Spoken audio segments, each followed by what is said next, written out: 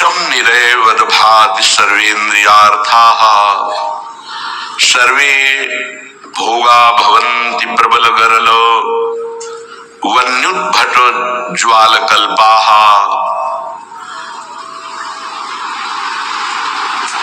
कीटप्रायाः समस्तो प्रवर सुरगणा सिद्धयश्चेन्द्रजाल प्रायः संस्वाद्य वृंदावन रसिक रसम माद्यते मेद्य हृदयम।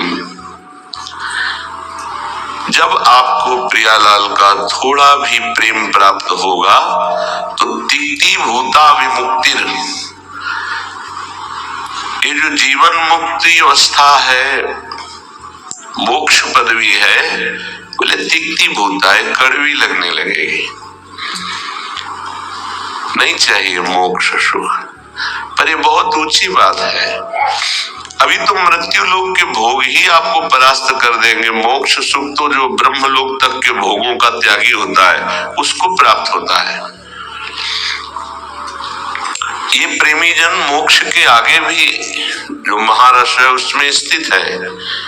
मर्त भोग तुम्हें आकर्षित करके भ्रष्ट कर देते हैं तो मोक्ष सुख तो बहुत दूरी की बात है। हमारी स्थिति नहीं है, पर हमारे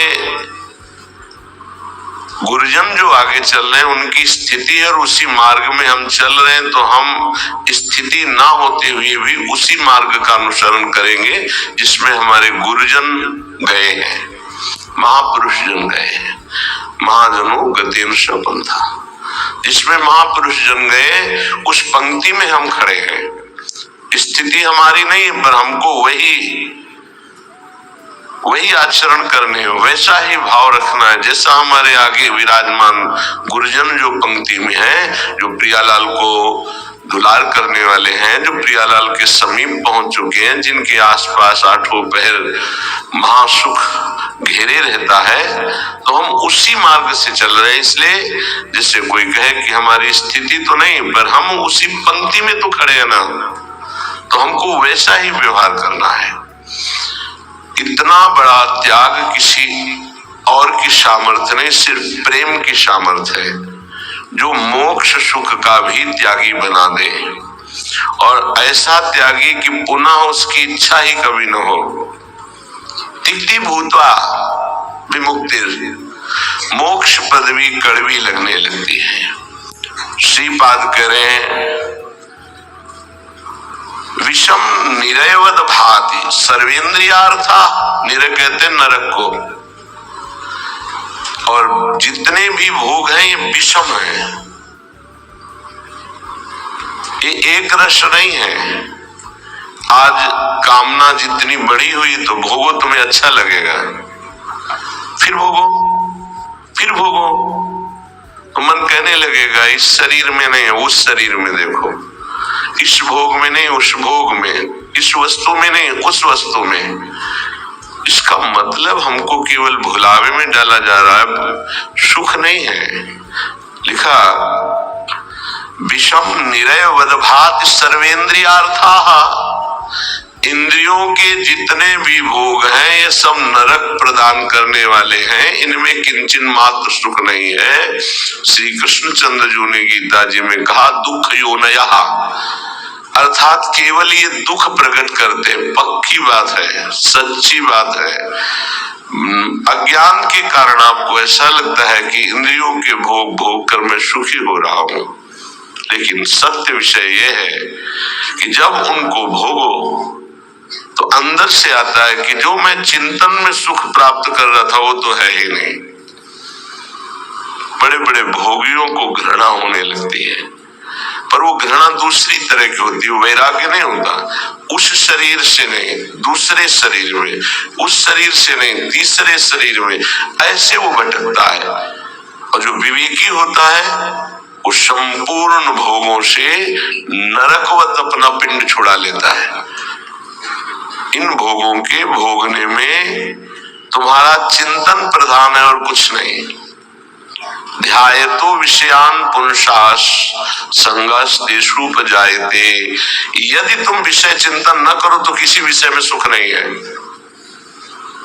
तुम्हारा जब एकांत में चिंतन बनता है तब वो तुम्हें चिंतन के कारण सुखानुभूति होती है, ना कि उस विषय में सुख है। जैसे एक कुत्ता सूखी हड्डी लेकर एकांत में भागता है कि मेरे सुख को कोई छीन न ले, और जब चबाता है तो उसी की गलफरों से रक्त स्राव होकर हड्डी में दिखाई देता है। उसको लगता है इसमें रस है, इसमें पावर है, कुछ नहीं। ऐसे ही अज्ञानी पुरुष के द्वारा समस्त भोगों के भोगने का जो चिंतन है, वही चिंतन उससे सुखानुभूति कराता है, न कि भोगों में।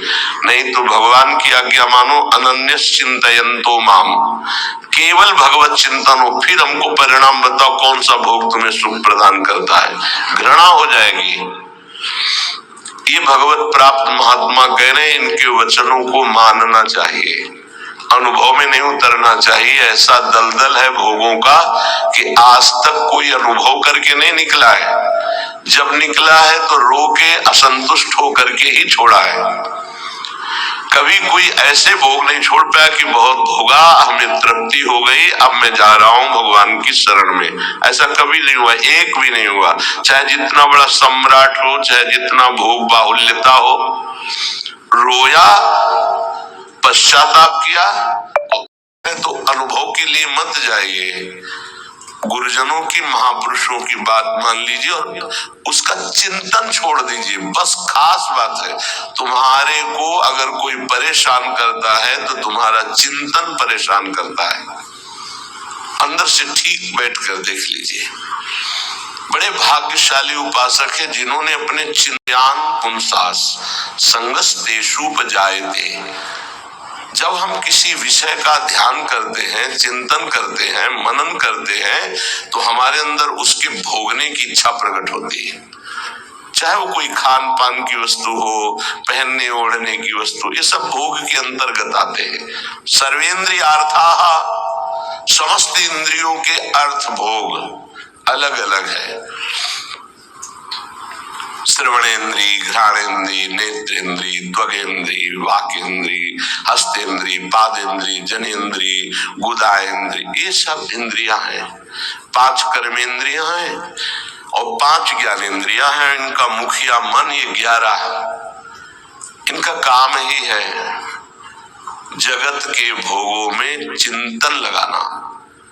बहुत सूक्ष्म विषय प्रार्थना है, संतों की अनुभूत विषय है। चिंतन किसी विषय का ना हो और फिर कोई भोग भोगो, बिल्कुल 100 में 100% आपको सुख नहीं मिलेगा।